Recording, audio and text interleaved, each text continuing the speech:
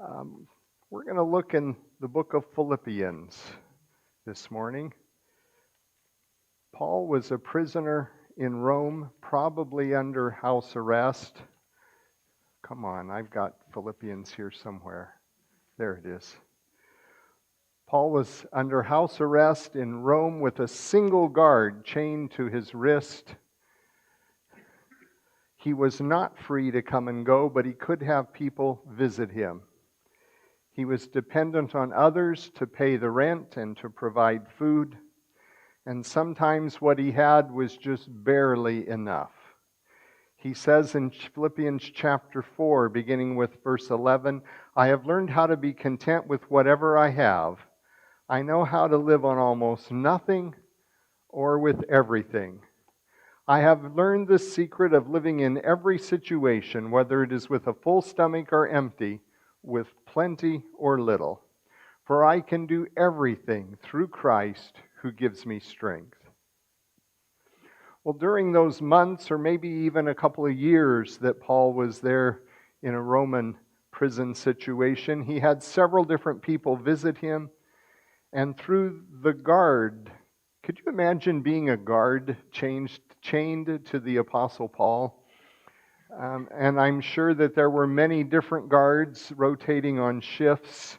But because of those guards that had the opportunity to spend time with Paul, Paul says in chapter 1, verse 13, "Everyone here, including the whole palace guard, knows that I am in chains because of Christ. And because of my imprisonment, most of the believers here have gained confidence and boldly speak God's message without fear." So God was bringing good things out of the very difficult situation that Paul was in. During that time of being a prisoner, Paul wrote some letters, and that's probably what's happening in this picture on the screen. And one of those letters was to the Christians living in Philippi.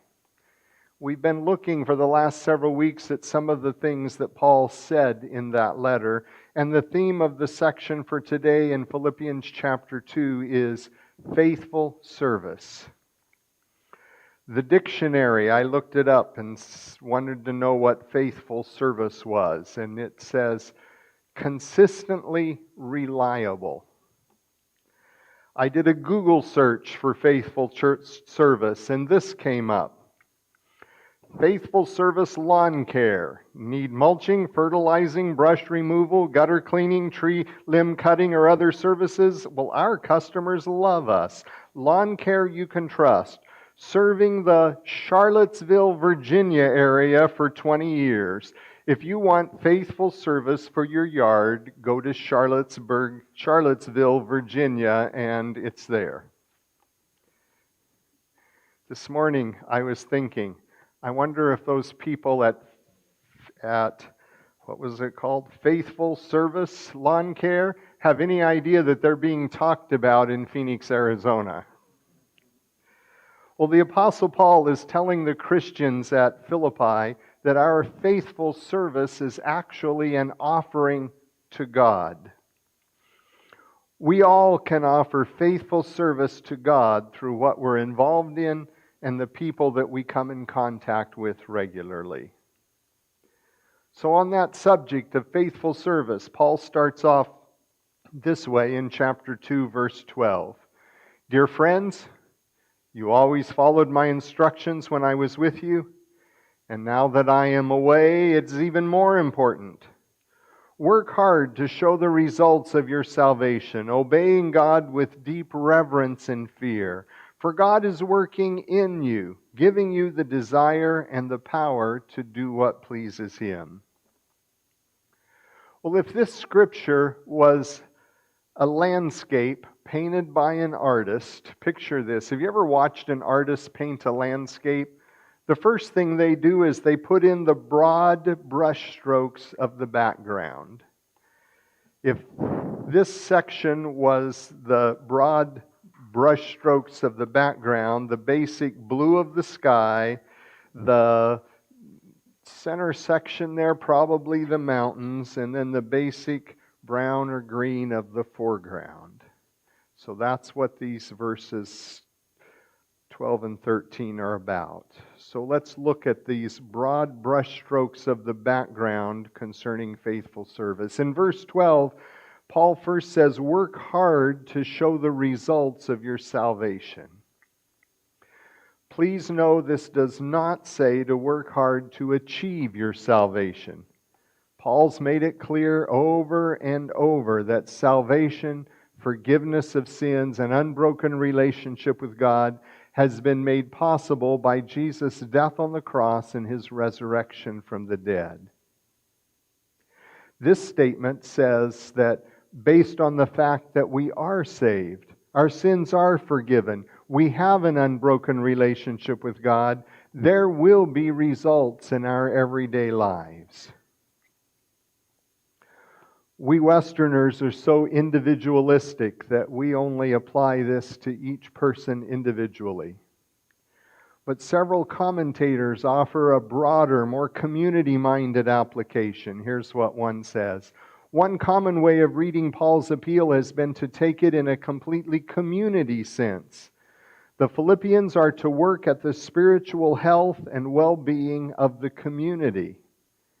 It's interesting that in the Greek language, the words work hard, the verb work hard, and the pronoun your are actually plural, meaning work hard to show the results of the salvation that has been experienced by many of you in the community.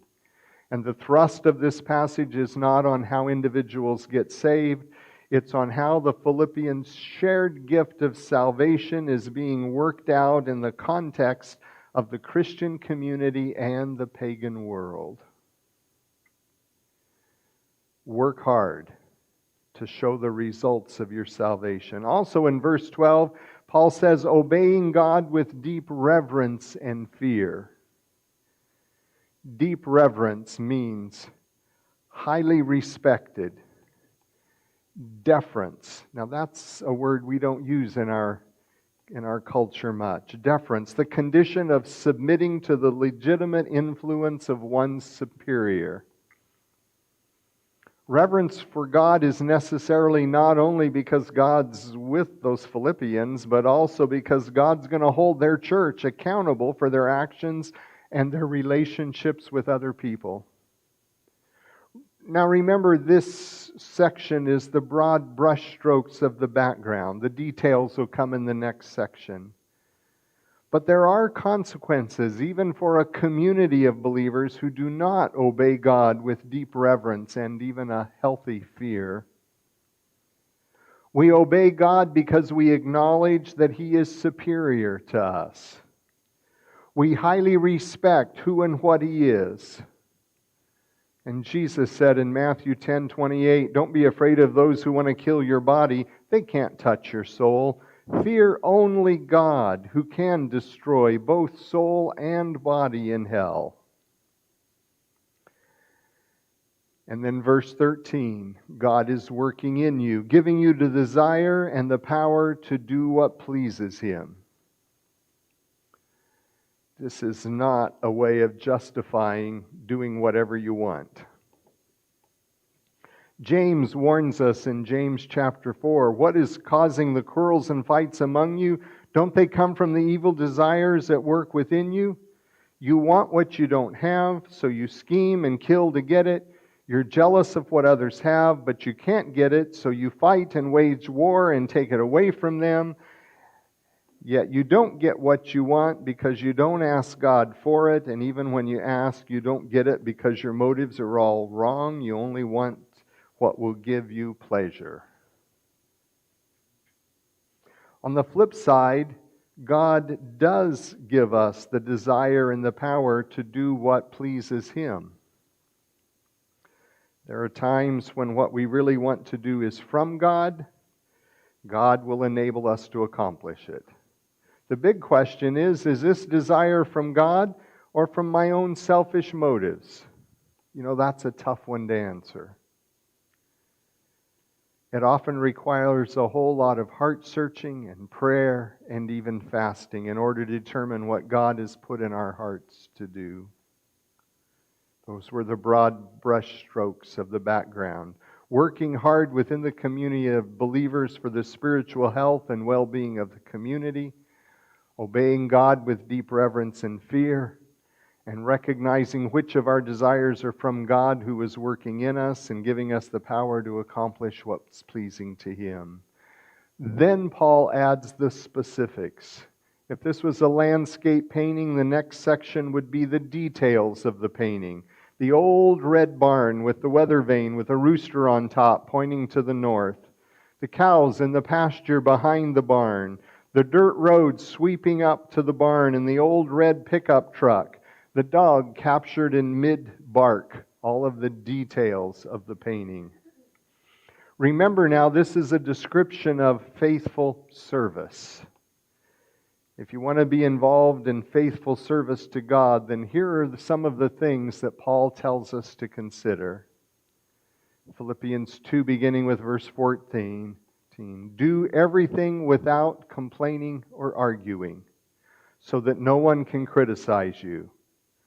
Live clean, innocent lives as children of God, shining like bright lights in a world full of crooked and perverse people. Hold firmly to the word of life. Then on the day of Christ's return, I will be proud that I did not run the race in vain and that my work was not useless. But I will rejoice even if I lose my life, pouring it out like a liquid offering to God, just like your faithful service is an offering to God. And I want all of you to share that joy. Yes, you should rejoice, and I will share your joy. So here's the details. Verse 14. Do everything without complaining. Do I sound like your mother? The Old Testament Israelites were known for their complaining against God and Moses. Whenever the situation got difficult, they complained. When they ran short of water, they complained. When they got tired of eating that same old manna every day, they complained. When their script for their life got stomped on, they complained. The result was they were not allowed to enter the promised land, but wandered in the wilderness for 40 years, complaining every single day. But here Paul says, in the community of believers, do everything without complaining. Because complaining shows that we don't really see that God is actually working in our community. Second detail, do everything without arguing. Now I know I sound like your mother. Bickering and arguing demonstrate that there's division in the community, and they point to an attitude of rebellion against God. This is not what Paul was saying about Jesus back in the first part of chapter 2. You see, Jesus had the attitude of selfless humility that was willing to serve to the point of laying down His life in obedience to God the Father. Complaining and arguing had an attitude of self-centeredness and a desire to have my own way. And that's a great way to tear down a community. The third detail in verse 15, so that no one can criticize you. Please notice this phrase comes after the statement of doing everything without complaining and arguing. This does not mean that anyone will ever do anything that pleases everyone. Wouldn't it be nice if you could do something that you were never criticized for? That's impossible. That's not what this said. Instead, don't set yourself up to be criticized for your complaining and your arguing. Jim, what's the next slide? Live clean, innocent lives. Some translations use the word blameless and pure. Again, Paul is using the Old Testament Israelites as an example of what not to do. In Deuteronomy chapter 32, I will proclaim the name of the Lord. How glorious is our God. He is the rock. His deeds are perfect. Everything He does is just and fair. He's a faithful God who does no wrong. How just and upright He is. But then comparing it to the people of Israel, but they have acted corruptly toward Him. When they act so perversely, are they really His children? They're a deceitful and twisted generation. In this way, is this the way you repay the Lord, you foolish and senseless people? Isn't He your Father who created you? Has He not made you and established you? Live clean, innocent lives. Paul asked God's people in Philippi to live clean, innocent lives that are blameless and pure. The purpose is not only to please God who saved us, but also to demonstrate to the pagan society what God is really like. The next detail in verse 15, as children of God, shine like bright lights in a world full of crooked and perverse people. Roman society was full of perverse and crooked people, and so is ours. Times really haven't changed all that much. Now, technology has changed, but the hearts and actions of people haven't really changed much. Every sin that we see in our corrupt culture today was also found in the Roman culture in Philippi. The people Paul was writing to lived in a culture that had many of the same sins that ours has. We just express them differently because of 20,000-year time or a 2,000-year time gap and the technology that's happened over those 2,000 years. Now, some Christians who read this passage really latch on to the verse in the section that talks about so that you may become blameless of pure children of God without fault in a warped and crooked generation. Many people love preachers who harp on the many sins of our culture and condemning those who participate in those sins and setting themselves up as so much better than most people. But that's not what Paul had in mind when he wrote this. Paul wanted the community of believers in Philippi to shine like bright lights in a world full of crooked and perverse people. Paul's emphasis here is not on the bad people in our culture, but on the hope that the Christians have. He wanted the emphasis to be on the blameless and pure lifestyle of the Christians. Sin in itself carries with it the pain and the agony of a train wreck. And we hurt with people who are headed in that direction. And we want something far better for them. We want to offer them hope through a life transformed by God. I recently heard about a young adult who was headed for 6 days in the county jail for DUI. The day she was to report, she admitted that her life was headed in the wrong direction and she really needed God. But she desperately wanted to hang on to the sin that was causing the hurt and the jail time. She had a Christian friend who was modeling a different kind of lifestyle.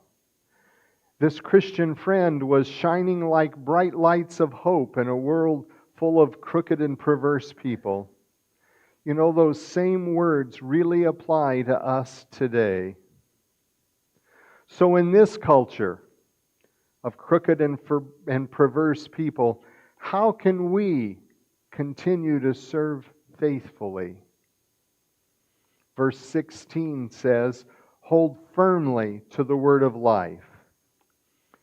When we are confronted with this warped and crooked generation, our communities that have so many crooked and perverse people, our responsibility is to hold firmly to the word of life. Paul said something kind of like this to the people of Rome in Romans chapter 12. He says, don't copy the behavior and customs of this world, but let God transform you into a new person by changing the way you think. Then you will learn to know what God's will is, which is good and pleasing and perfect. The Message Bible translates or paraphrases that same Romans 12, verse 2. Don't become so well adjusted to your culture that you fit into it without even thinking. Instead, fix your attention on God. You'll be changed from the inside out. Readily recognize what He wants from you and quickly respond to it. Unlike the culture around you always dragging you down to its level of maturity, God brings the best out of you and develops well-formed maturity in you. Hold firmly to the word of life. And then verse 17 clarifies your faithful service is an offering to God. Usually when we think of a group of Christians gathering and the concept of an offering is brought up, we usually think of money. We used to think of passing the offering plates, but the social distancing of COVID-19 stopped that. By the way, you folks have been so faithful in giving in the offering boxes in the back of the sanctuary and online. Thank you very much. But in verse 17, the concept of an offering was not about giving money. The offering given to God was faithful service within both the community of believers and also in a world full of crooked and perverse people. The broad brushstrokes of the background, which include working hard to show the results of your salvation, obeying God with deep reverence and fear. God is working in you, giving you the desire and the power to do what pleases Him. And then the details. Do everything without complaining. Do everything without arguing, so that no one can criticize you. Live clean, innocent lives as children of God, shining like bright lights in a world full of crooked and perverse people. Hold firmly to the word of life, and your faithful service is an offering to God. Can this be done? Can a Christian really be successful in offering this kind of faithful service to God? Has it been done before? Yes, but it takes work. And it's really helpful if we have some role models. So Paul offers examples of people that these Philippians know who are regularly involved in faithful service. In verse 19, if the Lord is willing, I hope to send Timothy to you soon for a visit. Then he can cheer me up by telling me about how you're getting along. I have no one else like Timothy who genuinely cares about your welfare. All the others care only for themselves and not for what matters to Jesus Christ. But you know how Timothy has proved himself, like a son with his father. He has served with me in preaching the good news, and I hope to send him to you just as soon as I find out what is going to happen to me here. And I have confidence from the Lord that I myself will come to see you soon. Timothy, a role model for them. He genuinely cares about your welfare. He genuinely cares for what matters to Jesus Christ. He has proved himself. And he has served, Paul says, served with me in preaching the good news.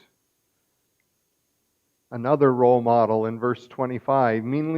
Meanwhile, I thought I should send Epaphroditus back to you. Now there's a name for you. You want to name your kid Epaphroditus? He is a true brother, co-worker, and fellow soldier, and he was your messenger to help me in my need. I'm sending him because he's been longing to see you, and he was very distressed that you heard he was ill, and he certainly was ill. In fact, he almost died. But God had mercy on him and also on me, so that I would not have one sorrow after another. So I am all the more anxious to send him back to you, for I know you will be glad to see them, and then I will not be so worried about you. Welcome him in the Lord's love with great joy, and give him honor that people like him deserve, for he risked his life for the work of Christ, and he was at the point of death while doing for me what you couldn't do from far away. Epaphroditus, Paul says, he was a true brother, co-worker, fellow soldier, your messenger to help in me in my need. He was ill. In fact, he almost died. He risked his life for the work of Christ and was at the point of death while doing for me what you couldn't do from far away. Yes, it is possible to give God an offering of faithful service. Timothy's done it. Epaphroditus has done it. And Paul believes that we can too. I've used the description of a painting. There's the background, there's the details. Every artist includes his signature on every painting. And on this painting, Paul's signature is found in chapter 3, verse 1. Whatever happens, my dear brothers and sisters, rejoice in the Lord. I never get tired of telling you these things, and I do it to safeguard your faith. Yep, that's the Apostle Paul. Never getting tired of telling people good news about how to live lives of faithful service to God. Our musicians are going to come and we're going to sing along with a YouTube video called I Give You My Heart. If you're listening online, please stay with us for a few minutes. After this closing song, there will be a special announcement that I want you to hear. But for right now, let's tell God, God, I give you my heart.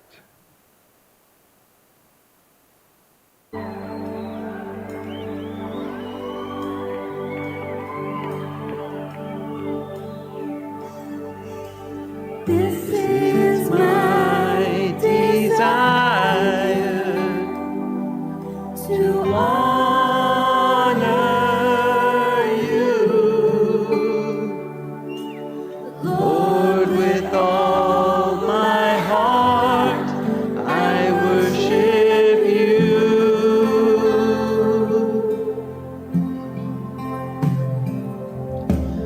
All I have within me, I give you praise.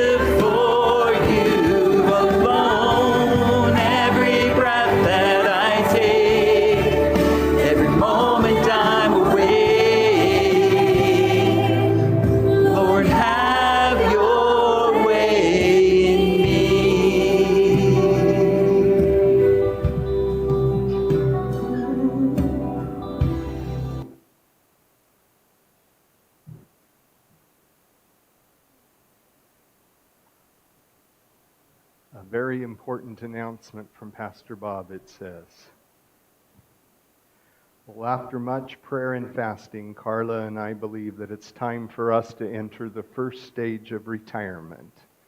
So today I'm submitting my resignation as your pastor.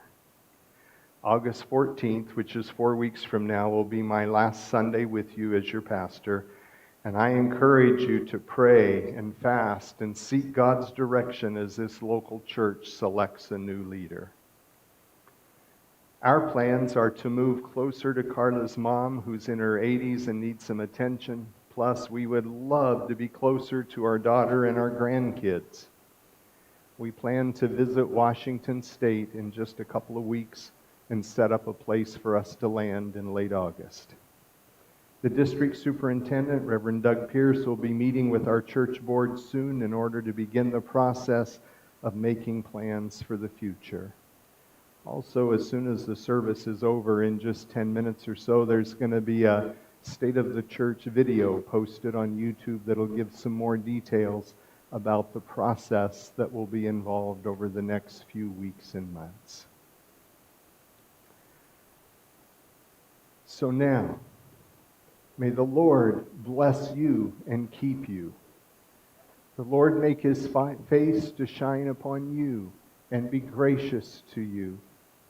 And the Lord turn his face toward you and give you peace. Amen. Amen. Thank you. You are dismissed.